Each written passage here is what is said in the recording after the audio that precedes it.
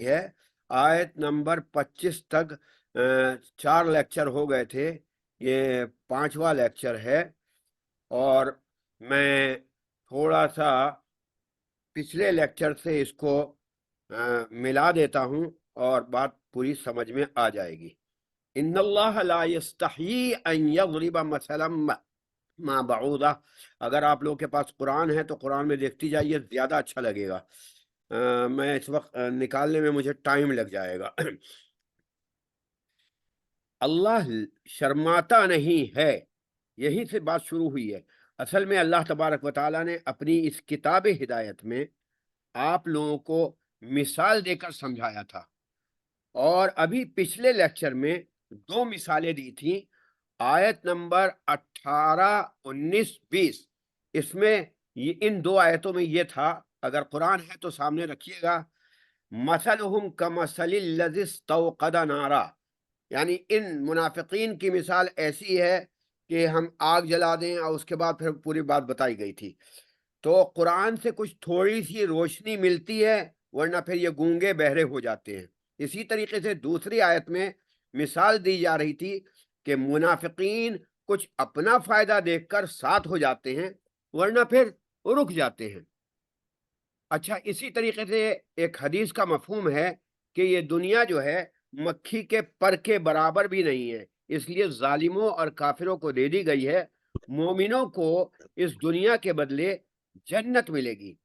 ایسے مثالوں پر آج بھی اور اس زمانے میں بھی لوگوں نے کیا کیا کہ شبہات کچھ نہ کچھ تو ہونے چاہیے نا، تو ڈاؤٹ نکالا، اور خاص طور سے آج کے زمانے کے جو اکنالسٹ ہیں، میں ایتھسٹ لوگوں کو نہیں کہہ رہا ہوں، ایتھسٹ تو اپنی جگہ پر وہ پختہ ہوتے ہیں، اکنالسٹ لوگ جو ہوتے ہیں وہ شکوک و شبہات پیدا کرتے ہیں اور پھیلاتے ہیں، پیدا ہی نہیں کرتے، پھیلاتے ہیں۔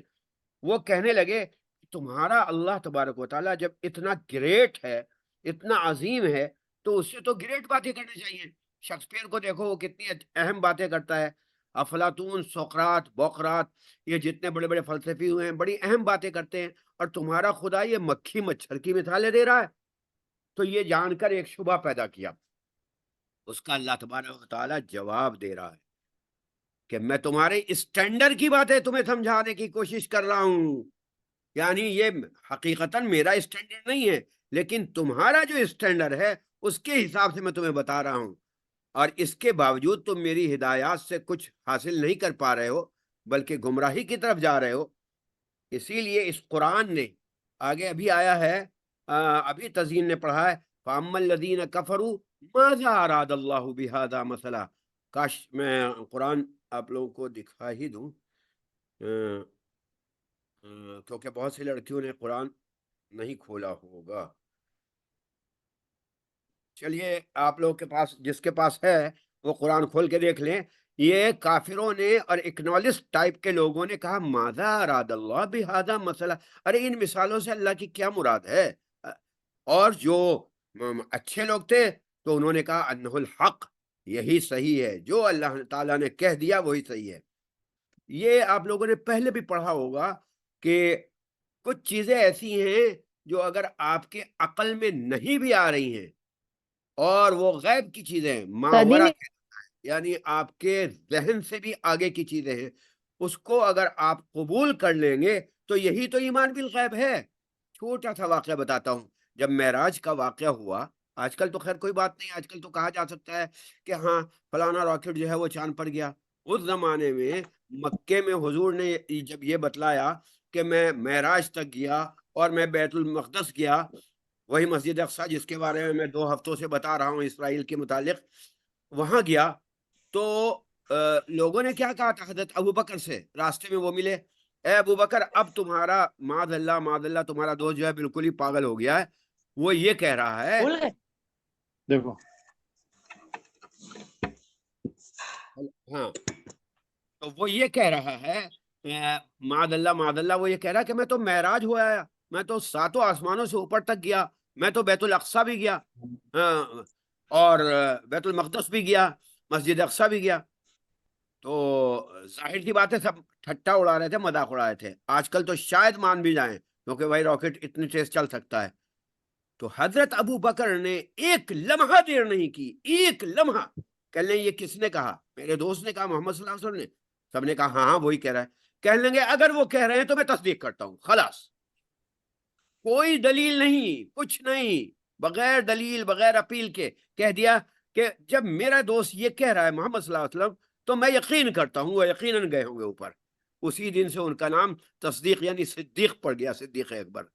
تو کچھ چیزیں ایسی ہو جاتی ہیں تو اکنالسٹ ٹائپ کے لوگ جو ہیں وہ یہ اس ٹائپ کی بات کہہ جاتے ہیں۔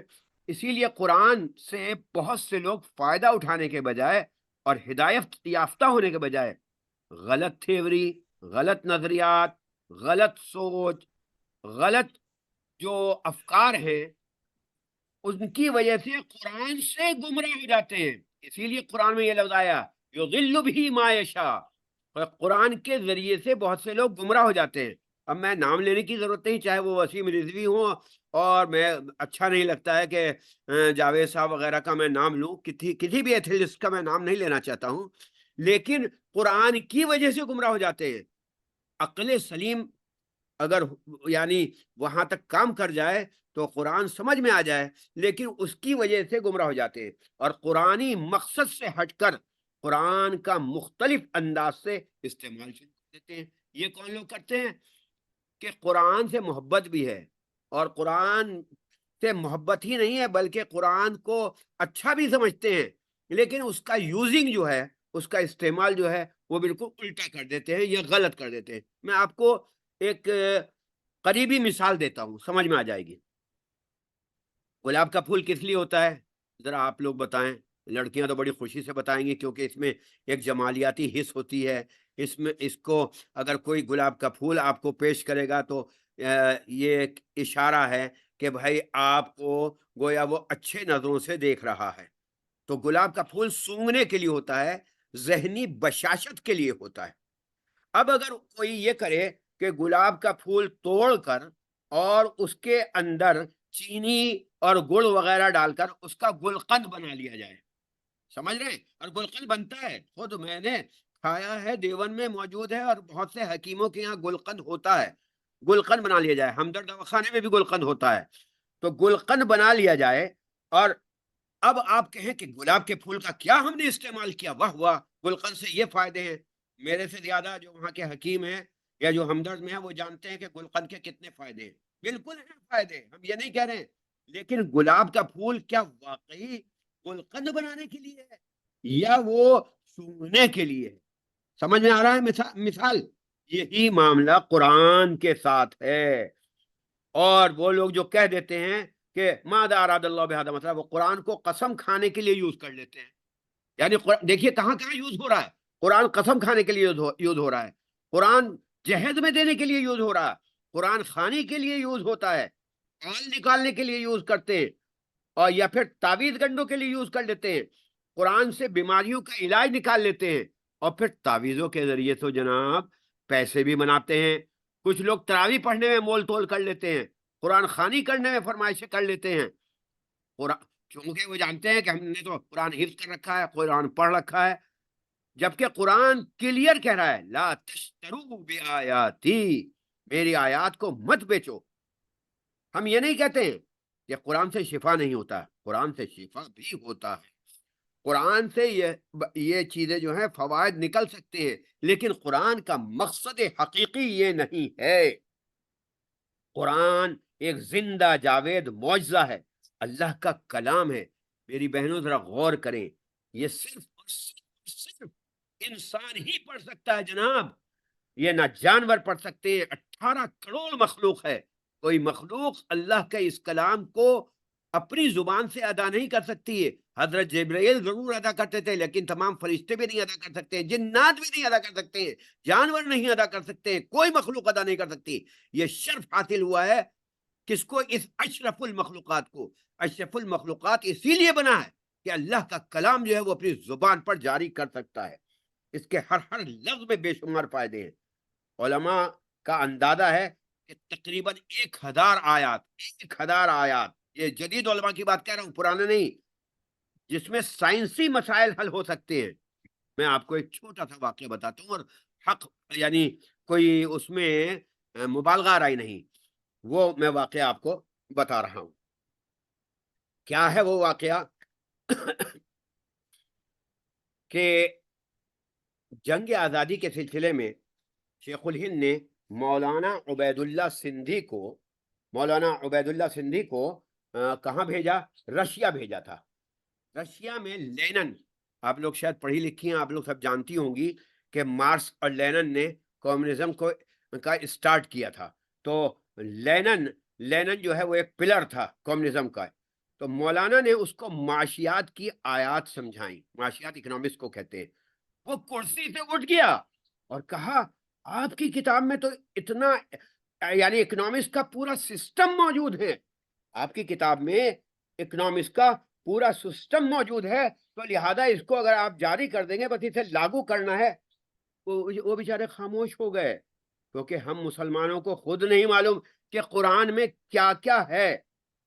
اور میری بہنوں، قرآن کا اصل سبجیکٹ نہ تو سائنس ہے، نہ اکنامکس ہے، نہ میڈیکل ہے.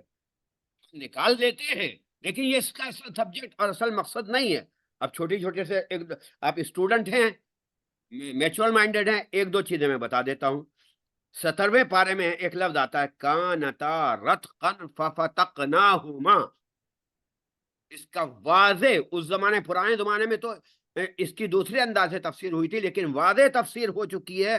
مفتی تقی عثمانی وغیرہ سب نے، ہم نے بھی دارالعلوم میں پڑھا کہ مادہ جو چپکا ہوا تھا پھر الگ الگ کر دیا گیا. بالکل یعنی یہ آیت جو ہے بگ بینگ پہ اوپر ثابت ہوتی ہے. بگ بینگ تو آپ لوگ جانتے ہوں گے، اس میں بتانے کی کوئی ضرورت ہی نہیں. قرآن میں آیا ہے وَالْأَرْضَ دَحَاهَا، سورہ نازعات میں. اب تک لوگ یہ سمجھتے تھے کہ زمین جو ہے بالکل گول ہے. نہیں، گول نہیں ہے، بیضوی انداز کی ہے، جیسے انڈا ہوتا ہے. اور دہاہا کا لفظ وہی اسی پر ثابت کرتا ہے کہ بیضوی انداز کی. سورہ کہف میں ہے وَجَدَهَا تَغْرُبُ فِي عَيْنٍ حَمِيَةٍ. فی عین حمیہ، عین مانے لوگوں نے پرانے زمانے میں تو یہ ثابت کیا کہ وہ ایک گدلے سے پانی میں جو ہے وہ سورج ڈوب گیا. لیکن سائنس کے حساب سے آج کل واضح ہو گیا کہ اس سے مراد بلیک ہول ہے. عین حمیہ وَمَزَّقْنَاهُمْ كُلَّ مُمَزَّقٍ، سورہ سبا کی 19ویں آیت ہے. اس سے آئٹم ثابت ہوتا ہے، یعنی جس سے آئٹم بم وغیرہ بنا ہے. تو بتانا یہ نہیں ہے کہ میں کوئی سائنس نہیں پڑھا رہا ہوں، بتانا یہ ہے کہ قرآن میں ہر چیز موجود ہے، لیکن یہ ہمارا مقصد نہیں. ہمیں پورا یقین ہے کہ قرآن اس سے فائدہ اٹھایا جا سکتا ہے، قرآن کی ان چیزوں سے. لیکن میری بہنوں، قرآن کا مقصد اصلی یہ ہے ہی نہیں. مقصد کیا ہے آپ کو پہلے بتایا جا چکا ہے. یہ چھوٹا سا سوال بھی ہے، میں کر نہیں رہا ہوں اس وقت، آپ لوگ خود ہی اس کا جواب دے دیجیے گا. جو شروع میں بتایا گیا کہ یہ ہدایت انسانی کے لیے ہے، اہدنا الصراط المستقیم. ہم مقصد حقیقی سے ہٹ کر قرآن کو ان چیزوں میں استعمال کرنے لگے ہیں. آج کل سائنس وغیرہ میں تو خیر ہو ہی رہا ہے، لیکن سب سے اہم جو ہے میں آج ابھی بتانے جا رہا ہوں، میڈیکل میں یوز ہونے لگا ہے. کیوں؟ اس میں خوب پیسہ بھی تو ملتا ہے نا. حالانکہ یہ سچی بات بتاؤں میں میری بہنوں، چلیے آج میں یہی بتا دیتا ہوں، حالانکہ میرا سبجیکٹ نہیں تھا لیکن میں بتا دیتا ہوں. یہ کوئی بہت بڑا علم نہیں ہے. جو بے شمار کتابیں اور بے شمار ویڈیو مل جائیں گے آپ کو جس میں آیات شفا موجود ہیں اور اتھینٹک ہیں. یہ نہیں میں کہہ رہا ہوں کہ کوئی جادو ٹونا والی، اتھینٹک آیات جو ہے. اور آپ لوگ بھی ایک یا دو دن میں یاد کر سکتی ہیں اور پوری مخلوق کو فائدہ پہنچا سکتی ہیں. اور اگر آپ یعنی خدا نہ خواستہ اللہ نہ کرے ایسا ہو کہ آپ چاہیں تو اس کی دکان کھول کے بیٹھ جائیے آپ بھی. جی میں قرآن کا مقصد بتا رہا تھا کہ قرآن کا مقصد تو ہے ہدایت ہمیں دینا. اللہ تبارک و تعالیٰ نے ہمیں یہاں رہنے سہنے کے لیے جو ہدایات دی ہیں کہ کس طرح تمہیں رہنا سہنا ہے، وہ مقصد تھا. لیکن اس مقصد کو لوگوں نے بالکل الٹ دیا تھا. اب آواز آ رہی ہے نا؟ جی آ رہی ہے. تو میں نے بتایا تھا کہ قرآن جو ہے سائنس کے لیے بھی ہے، اکنامکس کے لیے بھی ہے، اور اس کی کچھ چند مثالیں دی تھی، وہ آپ لوگوں تک پہنچ گئی تھی؟ نہیں. اچھا. تو میں یہ بتا رہا تھا، یہ ایک چھوٹی سی میں نے مثال دی تھی گلقند کی، وہ یاد ہے؟ جی جی ہاں، تو میں نے یہ کہا تھا کہ قرآن بھی ایسا ہی ہے جیسے گلاب کا پھول ہوتا ہے. گلاب کا پھول کا جو ہے وہ یہ ہے کہ سونگھنے کے لیے ہونا چاہیے اور اس سے دل جو ہے خوش ہوتا ہے. اب گلاب کے پھول کو بجائے اس کے ہم گلقند بنا لیں اور گلقند بنا کے چینی ڈال کے گڑ ڈال کے کھانے لگے، فائدہ اس سے بھی ہوتا ہے. ہمدرد کے لوگ جانتے ہیں اور بہت سے حکیم جانتے ہیں کہ فائدہ ہوتا ہے، لیکن مقصد گلاب کا یہ نہیں تھا. جی ٹھیک ہے، یہاں تک آپ لوگوں نے سن لیا تھا. جی جی ہاں، تو میں نے ایک مثال دی تھی، اب پتہ نہیں آپ لوگوں تک وہ مثال پہنچی ہے نہیں. مولانا عبید اللہ سندھی کی میں نے مثال دی تھی، وہ پہنچی تھی؟ نہیں ہاں نہیں تو ابھی. ہاں میں بتا دیتا ہوں، سب الٹ پلٹ ہو گیا.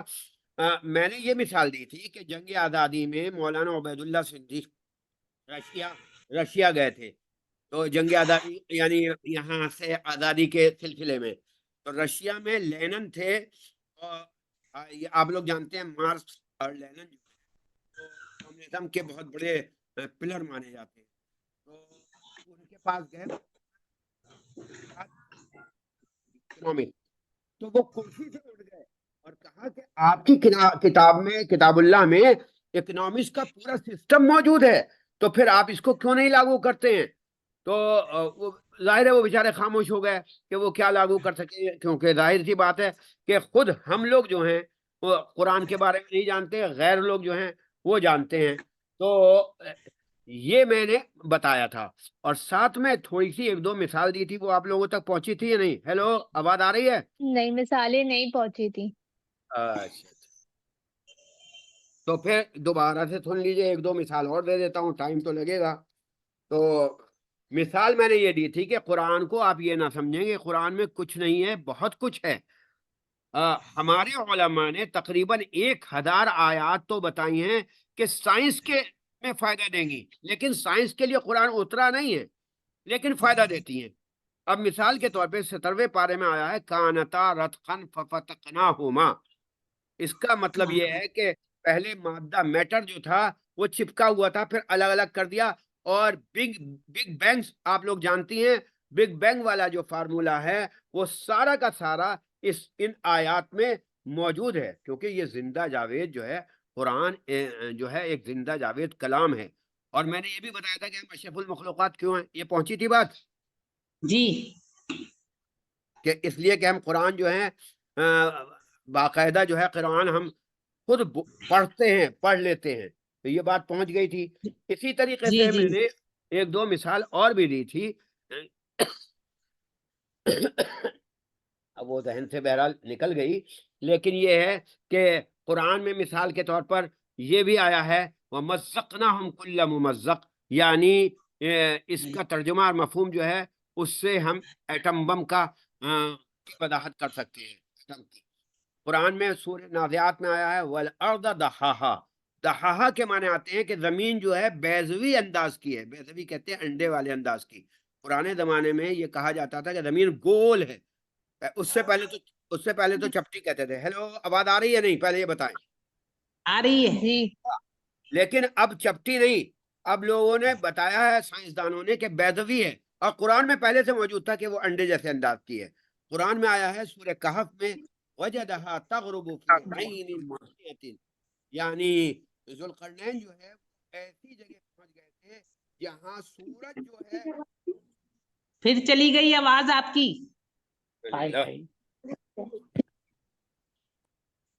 اِنَّ لِلَّهِ. اب آئی؟ جی آ گئی. آ رہی ہے، جا رہی ہے. تو یہ کیا ہو رہا ہے بھائی؟ ٹھیک ہے پھر آ گئی چلیے بھیا، آ رہی ہے. جتنی آ رہی ہے اتنا سن لیتے ہیں. یہی کرتے ہیں اور کیا. تو قرآن میں آیا ہے فی عین حمیہ.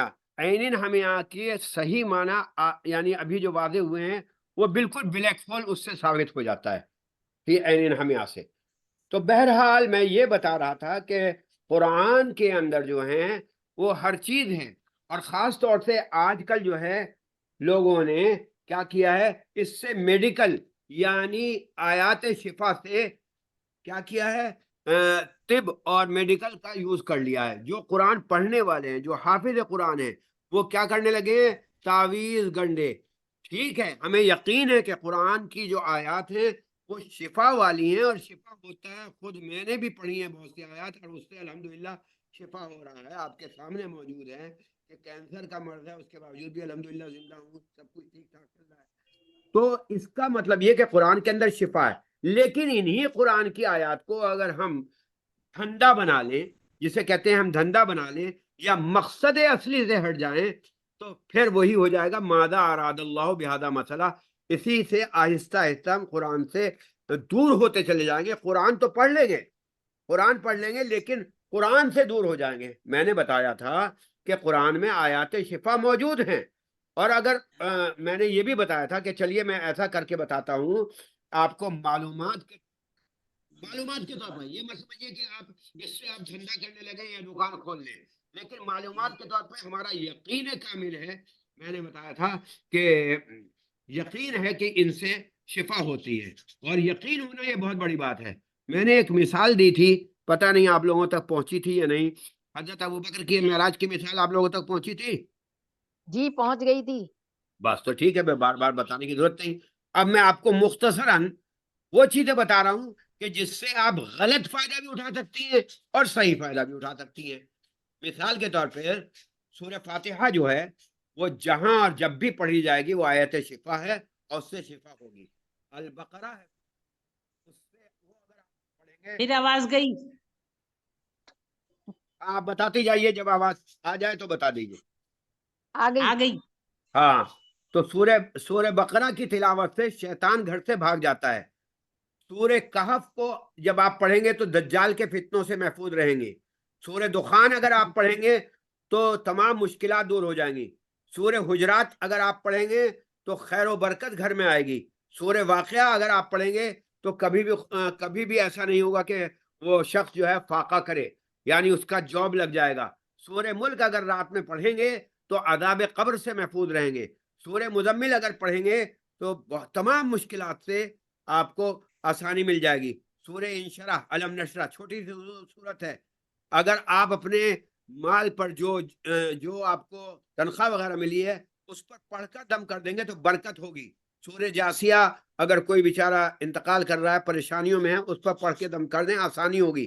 سورہ قاف اگر اپنے باغ میں اور پھلوں پھولوں پر پڑھ کے پھونک دیں گے تو کہہ لیجئے کہ وہ باقاعدہ پھلوں کی کثرت ہوگی. سورہ 3 اگر پڑھیں گے تو اس شخص کا اور پورے گھر والوں کا اخلاق کردار بہترین ہوگا. سورہ علق اگر آپ پڑھیں گے تو جوڑوں میں جو اگر درد ہے وہ ختم ہو جائے گا. سورہ رحمان پڑھیں گے تو بہت سے مقاصد پورے ہوں گے. سورہ مدثر اگر آپ پڑھیں گے تو آپ حافظہ قرآن بن جائے گی. سورہ نادیات اگر آپ پڑھیں گے تو آپ کو تکلیفوں سے نجات ملے گی. سورہ ہومدہ اور سورہ فیل یہ سب آپ لوگ کے یاد ہے، دشمن کے شر سے محفوظ رہیں گی. سورہ قریش پڑھیں گے تو جان کی حفاظت ہوگی. سورہ معاون پڑھیں گی تو آپ کو یعنی جو مشکلات ہیں ان سے آپ بچ جائیں گی. سورہ کوثر اگر آپ پڑھیں گی تو کوئی اگر بے اولادہ ہے تو صاحب اولاد ہو جائے گا. اور سورہ فلق اور سورہ ناس تو میں نے بتا ہی دی ہیں کہ وہ اگر پڑھیں گے تو پڑھنا چاہیے ہر نماز کے بعد. اب تھوڑا سا میں آپ کو، جب آپ اسٹوڈنٹ ہیں تو آپ کو یہ بھی بتا دوں، لیکن اس کا غلط فائدہ مت اٹھائیے گا، کبھی پیڑنی بن جائیں اور دکان کھول لیں.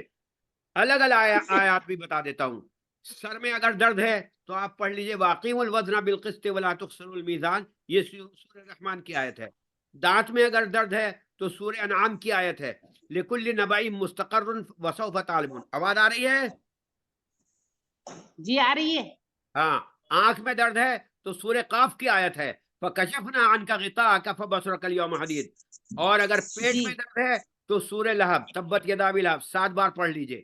کمر میں درد ہے تو افحسبتم انما خلقناکم عبثا وانکم الینا لا ترجعون، سورہ مومنون کی آیت ہے. ناف کے اندر درد ہے تو آپ وَإِنَّهُ لَكِتَابٌ عَزِيزٌ پڑھ دیجئے. اگر کم دکھائی دے رہا ہے تو سورہ نور کی آیت ہے اللہ نور السماوات، یہ پڑھ لیجئے. اور اگر کہیں پھوڑے ہیں تو وَمَثَلُ كَلِمَةٍ خَبِيثَةٍ كَشَجَرَةٍ خَبِيثَةٍ، یہ سورہ ابراہیم کی آیت پڑھ دیجئے، آیت نمبر 26 ہے. اور جوڑوں میں درد ہو رہا اعضاء میں، فَتَبَارَكَ اللَّهُ أَحْسَنُ الْخَالِقِينَ پڑھ دیجئے، سورہ اعراف کی آیت ہے. پنڈلی میں درد ہے وَاتْلُ مَا أُوحِيَ إِلَيْكَ مِنْ كِتَابِ رَبِّكَ لَا مُبَدِّلَ لِكَلِمَاتِهِ یہ پڑھ دیجئے. ٹانگوں میں درد ہے تو سورہ فتح 7 آیتیں ہیں وہ پڑھ دیجئے. اور دل میں اگر درد ہو رہا ہے تو الا بذکر اللہ تطمئن القلوب یہ آپ پڑھ سکتی ہیں. کان میں درد ہے تو اعوذ باللہ الذی سکن یہ پڑھ سکتی ہیں. تلووں میں درد ہے تو بسم اللہ وباللہ وما قدر اللہ حق قدری یہ سورہ زمر میں ہے. اور اگر سوجن ہو رہی ہے بہرا پن ہے تو وَلَوْ أَنزَلْنَا هَذَا الْقُرْآنَ یہ پڑھ سکتی ہیں. یہ وہ قرآنی آیات ہیں کہ ان سے ہمیں پورا کامل یقین ہے کہ شفا ہوگا. اور یہ تو قرآنی آیات ہیں، ہزاروں احادیث ایسی ہیں کہ ان سے بھی شفا ہوتا ہے. مثلا آپ لوگ جانتی ہوں گی کہ نظر بد ہے یا جادو وادو اتارنا ہے، اعوذ بکلمات اللہ التامۃ من کل شیء وہامہ من کل عین لامہ. یا مثلا اللہم رب الناس اذھب الباس اشفی وانت الشافی لا شفاء الا شفاؤک شفاء ولا یغادر سقما. اور یہ احادیث نہیں، آگے بڑھتا ہوں میں، بزرگوں کے اقوال اور تجربات بھی شفا میں آ جاتے ہیں. ایک دو بزرگوں کے تجربات سن لیں جبکہ قرآن کی ہی آیات ہیں کہ کیا، اب ذرا دھیان سے سن لیں. لیکن یہ ہے کہ یہ اس کو دکان نہ بنائیے. جو لڑکیاں بغیر محنت کے پاس ہونا چاہتی ہیں وہ کاف ہا یا عین صاد اس طرح پڑھیں کہ مٹھی بند کر لیں اور پھر کھولیں تو 5 بار اس طرح کر لیں وہ پاس ہو جائیں گی. مقدمہ کہیں ہو رہا ہے تو لا یجلیھا لوقتھا الا ھو سورہ انفال میں 100 مرتبہ پڑھا جاتا ہے. ہمارے ناظری خاندان میں بھی 1 مرتبہ پڑھا گیا تھا. یہ اچھے رشتے آنے ہیں تو بعد نماز عشاء 1100 بار لڑکی خود پڑھ لے یا لڑکا یا لطیف ہو، یا ماں باپ پڑھ لیں یا لطیف ہو یا ودود ہو. اسی طریقے سے ایک 90 پارے میں ہے وَإِذَا جَاءَتْهُمْ آیَةٌ قَالُوا لَن نُؤْمِنَ حَتَّىٰ نُؤْتِیَ مِثْلَ مَا أُوتِیَ رُسُلُ اللَّهِ. یہاں رک جائیے، اس کے بعد اللہ عالم پڑھنے سے پہلے دعا مانگیے، اللہ تبارک و تعالیٰ جو ہے وہ قبول فرماتا ہے. چلو یہاں تک بھی بات مان لی جائے گی کہ یہ ساری چیزیں احادیث سے ثابت ہیں، بزرگوں سے یا یعنی قرآنی آیات ہیں. یہ جب ہے کہ یہ قرآنی آیات پر تجربہ ہے، پھر احادیث پر تجربہ ہوتا ہے. اب آگے چلیے، اس کے بعد ٹوٹکے شروع ہو جاتے ہیں، پھر جنات ہٹانے کے عمل شروع ہوتے ہیں، پھر جادو ہٹانے لگتے ہیں، پھر جادو کرنے لگتے ہیں اور سفلی عمل شروع ہو جاتا ہے. یہاں سے کفر شروع ہو جاتا ہے. یہ کفر کی نشانی ہے. چلا تھا قرآن سے، اچھی بات سے، لیکن آخر میں کہاں پہنچا؟ وہی ماذا اراد اللہ بہذا مسئلہ، یعنی گمراہی کی طرف. ایسے گمراہی سے قریب ہوتا چلا جاتا ہے اور آدمی لالچ میں پھنستا چلا جاتا ہے اور ایک دن پکا کافر بن جاتا ہے. اسی لیے کہا گیا کہ اس قرآن کے اصل مقصد کو جو چھوڑ دیتا ہے وہ غلط راہوں کی طرف جاتا ہے. کیونکہ قرآن کا اصل مقصد، پھر سن لیں، دعا تعویذ یا میڈیکل یا سائنس نہیں ہے. اصل مقصد کیا ہے؟ انسٹرکشن سمجھنا ہے اور ان پر عمل کرنا ہے. اسی لیے کہا گیا کہ جن کی عقل سلیم ہے اور دل میں ایمانی نور ہے وہ اسی قرآن سے مزید ہدایت پاتے ہیں، اور جو قرآن کا غلط استعمال کرتے ہیں وہ اسی قرآن کو نہ سمجھ کر گمراہ ہو جاتے ہیں. گویا غور کیجئے، گویا قرآن ہمارے لیے ایک امتحانی پیپر ہے، امتحانی پرچہ ہے، اور یہ دنیا جو ہے امتحانی ہال ہے. اسی قرآن کو بیچ کر آپ گمراہ بھی بن سکتی ہیں اور اسی قرآن کو سمجھ کر اور اس پر عمل کر کے اس کی ہدایات کو گمراہ کے بجائے آپ ہدایت یافتہ ہو سکتی ہیں. اب یہ ایک امتحانی پرچہ ہے، کون اس کو پڑھ کر ہدایت پاتا ہے اور کون گمراہ ہوتا ہے. فَيُضِلُّ اللَّهُ مَن يَشَاءُ وَيَهْدِي مَن يَشَاءُ. اللہ تبارک و تعالیٰ جس کو چاہتا ہے، پھر ظاہر سی بات ہے آپ جیسا عمل کریں گے وہ گمراہ بھی کر دے گا اور ہدایت بھی. ساتھ میں یہ بھی بتا دیا کہ اس قرآن سے جو گمراہی کماتے ہیں ان کو ٹیکنیکل ورڈز میں، مذہبی ٹیکنیکل ورڈز میں کیا کہتے ہیں؟ ان کو فاسق کہا جاتا ہے. اس کو کیا کہا جاتا ہے؟ فاسق. اب ذرا وہ آیت پڑھ لیجئے، کوئی صحابہ پڑھیں تو میں پھر آگے بتاؤں. پڑھو. وہ کیا نام ہے سبا کی بچی، کیا نام تھا؟ وہ پڑھیں. جی ہاں پڑھو بیٹے. جی. اعوذ باللہ من الشیطان الرجیم، بسم اللہ الرحمن الرحیم. الذين ينقضون عهد الله من بعد ميثاقه ويقطعون ما أمر الله ما أمر الله به أن يوصل ويفسدون في الأرض أولئك هم الخاسرون كيف تكفرون بالله وكنتم أمواتا فأحياكم ثم يميتكم ثم يحييكم ثم إليه ترجعون. جزاکاللہ، شاباش بیٹے. تو یہاں یہ بتایا جا رہا ہے الا الفاسقین. فاسق تو آپ لوگ سمجھ گئی کہ جو قرآن کے ذریعے سے گمراہ ہو. ایک تو ویسے منافق ہوتے ہیں لیکن یہ قرآن کے ذریعے سے گمراہ ہو. تو قرآن سے جو کچھ کماتے ہیں اور وہ الٹا ہو جاتا ہے تو وہ فاسق کہلاتے ہیں. اس آیت میں فاسق کی 3 نشانیاں بتائی گئی ہیں. بچی نے پڑھ دیا بہت اچھا، لیکن میں دوبارہ پڑھ کے آپ لوگ کو سمجھاتا جاتا ہوں کیونکہ بڑی اہم آیت ہے یہ. الذین ینقضون عہد اللہ من بعد میثاقہ. پہلی بات جو ہے، آپ غور سے ترجمہ سن لیجیے، سمجھ میں آ جائے گا.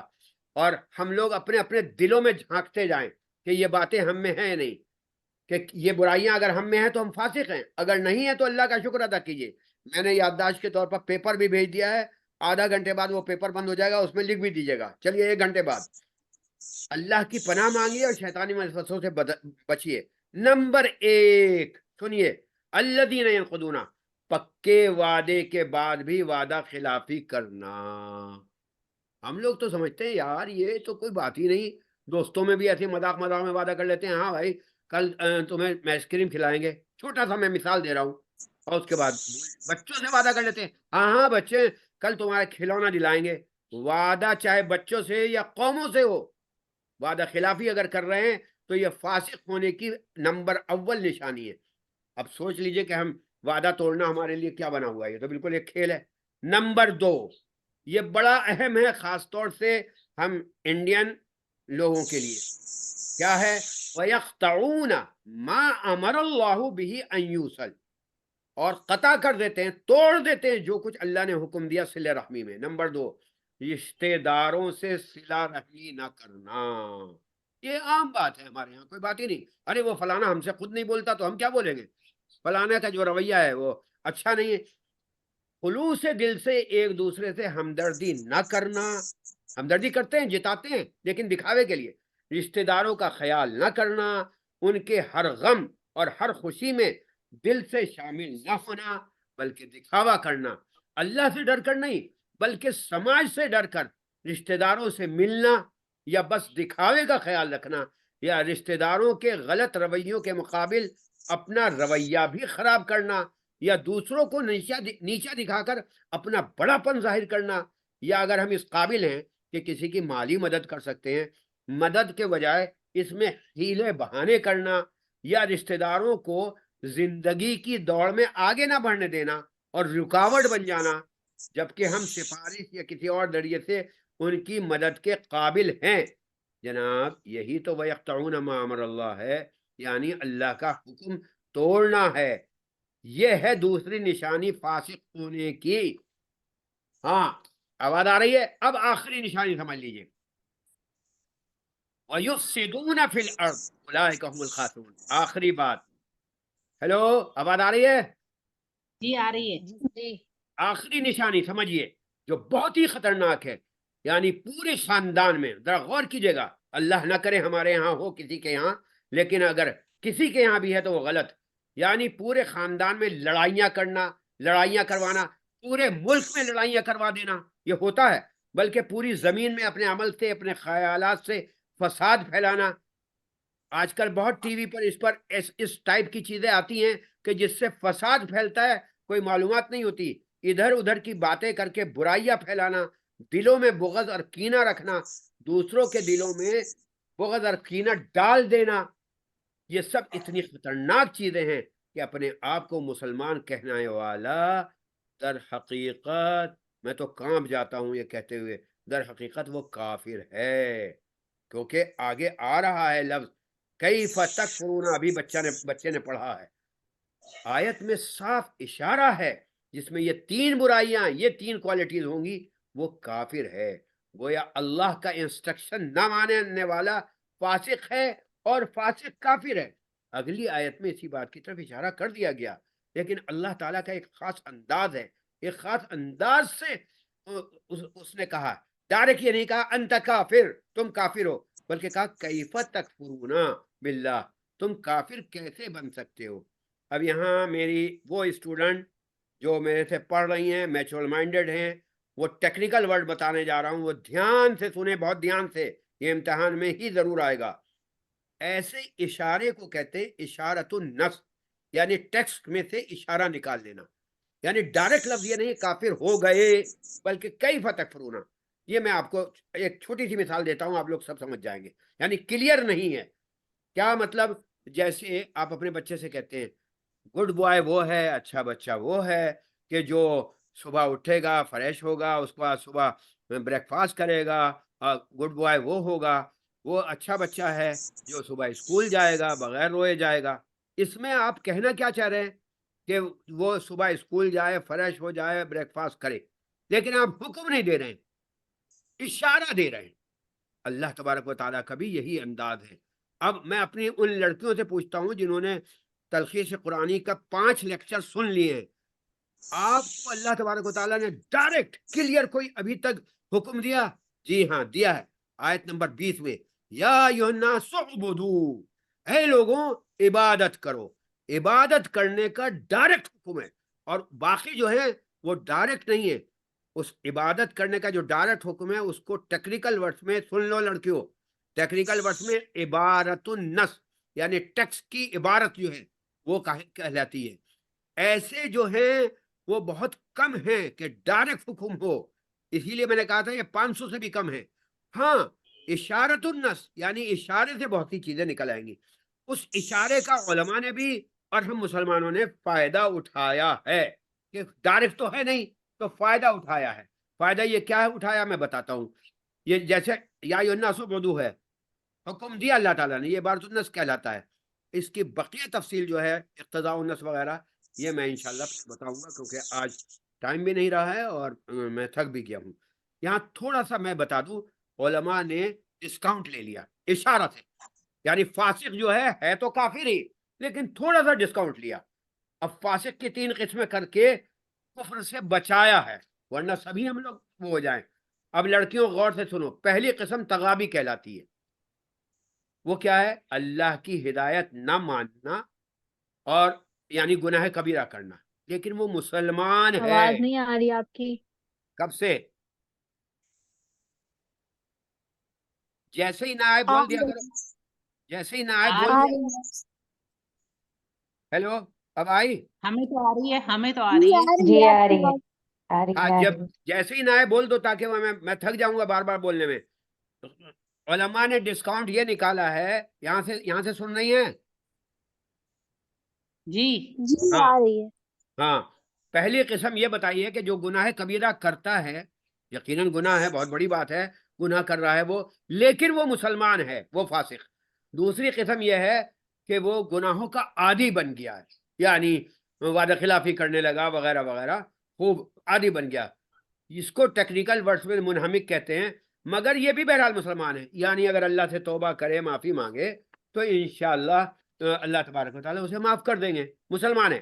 لیکن تیسری قسم منافق کی جہود کہلاتی ہے، یعنی وہ فسق کا کام بھی کر رہا ہے، وعدہ خلافی بھی کر رہا ہے، رشتہ داروں سے بھی دکھاوے سے مل رہا ہے، یا وہ فساد پھیلا رہا ہے، تو اور اپنے آپ کو عقل مند سمجھ کر ہیلے بہانوں کے ذریعے سے وہ کچھ نہ کچھ کر رہا ہے، تو وہ کفر ہے۔ اسی کے متعلق اللہ تعالیٰ نے فرمایا کیف تکفرون۔ اب بھائی میں تو تھک گیا ہوں، لیکن میں چاہ رہا ہوں یہ دوسری آیت بھی بتا دوں۔ بتا دیے، اگر آپ میں ہمت ہے تو بتا دیے۔ ہاں میں کوشش کر رہا ہوں، کیونکہ پتہ نہیں پھر بعد میں یہ نہ ہو جائے کہ دیر ہو جائے اور میں مطلب آپریشن وغیرہ میں لگ جاؤں۔ تو سنیے، کیف تکفرون، اللہ تعالیٰ فرما رہے ہیں کہ یہ ایسے لوگ کیوں کفر کریں گے؟ یہ تو مسلمان ہمارے بندے بن چکے ہیں۔ میری بہنوں، فاسق ہونا کوئی مذاق نہیں، یہ منافقت سے بھی زیادہ خطرناک ہے، یعنی یہ سمجھ لیجئے کہ کافر ہی ہو جاتا ہے۔ یہ مسئلہ بالکل ڈائریکٹ کفر کے دہانے پر لا کر کھڑا کر دیتا ہے، جس کی جانب ہمارا بالکل دھیان نہیں، بالکل دھیان نہیں۔ آواز آ رہی ہے؟ جی آ رہی ہے۔ اس مسئلے کو اگر سنجیدگی سے دیکھا جائے تو یہ کفر کی نشانی ہے. کیف تکفرون، ابھی بچی نے آیت پڑھی ہے، اب میں پڑھ کے بتا دیتا ہوں. کتنی اس میں فلسفہ بھی بیان کیا اور بتایا اللہ تعالیٰ نے کیا. یہاں سے آپ کی زندگی کے درجات بتا رہے ہیں. کیف تکفرون باللہ وکنتم امواتا، تم مردہ تھے، فاحیاکم، تمہیں زندہ کیا، پھر تم مردہ ہو جاؤ گے، پھر تمہیں زندہ کیا. بتایا جا رہا ہے ہم صرف 60-70 سال کی زندگی ہے جو اپنی مرضی سے جو کچھ چاہیں کر سکتے ہیں. 60-70 سال زندگی، ورنہ ہماری زندگی کے 5 مرحلے ہیں، 5 اسٹینڈرڈ ہیں. اب اس کی تفصیل تو پھر بتاؤں گا، لیکن سن لیجئے کیا کیا ہیں. یہ کہلاتے ہیں تخلیق انسانی کے 5 مراتب. اللہ تعالیٰ نے مجھے اگر ہمت دی اور اگلا مہینہ میں یعنی ٹھیک رہا تو میں آپ کو جو پڑھی لکھی لڑکیاں وہ بھی سن لیں. ایوولوشن اور کریشن یعنی تخلیق اور ارتقاء کے متعلق بتاؤں گا. حضرت آدم کیسے پیدا ہوئے اور حضرت آدم کو ڈارون نے کیا کہا، وہ کس انداز سے پیدا ہوئے، اس کے متعلق بھی، اور اس پورے کائنات کیسے بنی، اللہ تعالیٰ نے کیا کہا، سائنس کیا کہتی ہے، اس کے متعلق بتاؤں گا. فی الحال خلاصہ بتا رہا ہوں کہ انسان کے 5 درجے ہیں. یہ دھیان سے سن لیجئے. تخلیق آدم یعنی انسان کے جو ہیں پہلا درجہ کیا ہے، سب روحوں کو ایک جگہ جمع کیا تھا اللہ تبارک و تعالیٰ نے اور سوال کیا تھا الست بربکم، تو ساری روحوں نے جواب دیا تھا بلا، کیوں نہیں، آپ ہی ہمارے رب ہیں. پھر اللہ تبارک و تعالیٰ نے ساری روحوں کو کسی ایک اسٹور روم میں جمع کر دیا تھا اسٹور روم میں. اور نمبر 2 اس اسٹور روم سے ایک ہزاروں بھیجتے رہتے ہیں، جس کو ہم کہتے ہیں بطن مادر، یعنی ماں کے پیٹ میں آتے ہیں جو باڈی بنتی ہے.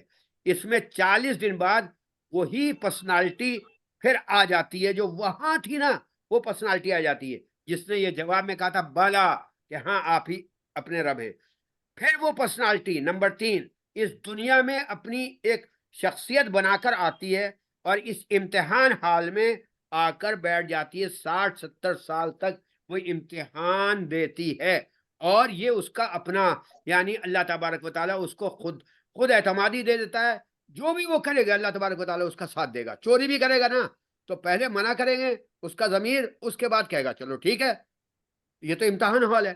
نمبر 4 پھر یہ روح جو ہے اصل پرسنالٹی جو ہے اس کو پھر کھینچ لیا جائے گا 60-70 سال کے بعد اور پھر عالم برزخ میں بلا لیا جائے گا اس روح کو.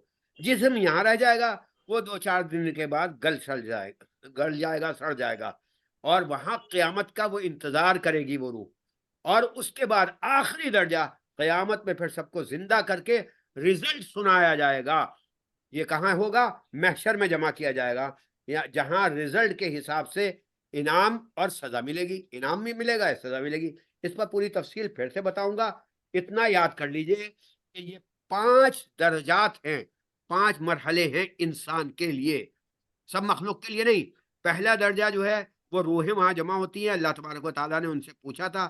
دوسرا درجہ ماں کے پیٹ میں آتی ہیں، 9 مہینے وہاں رہتی ہیں.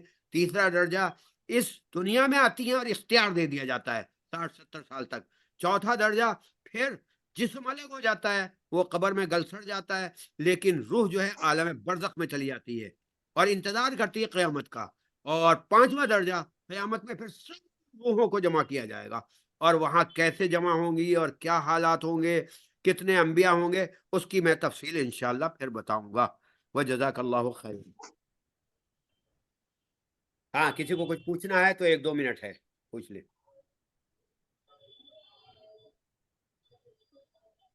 ہیلو، بات آ رہی ہے؟ کسی کو کچھ پوچھنا ہے؟ اتنی لڑکیاں، کسی کو بھی کچھ پوچھنا ہے اس سبجیکٹ سے تحت تو مجھ سے پوچھ سکتی ہیں.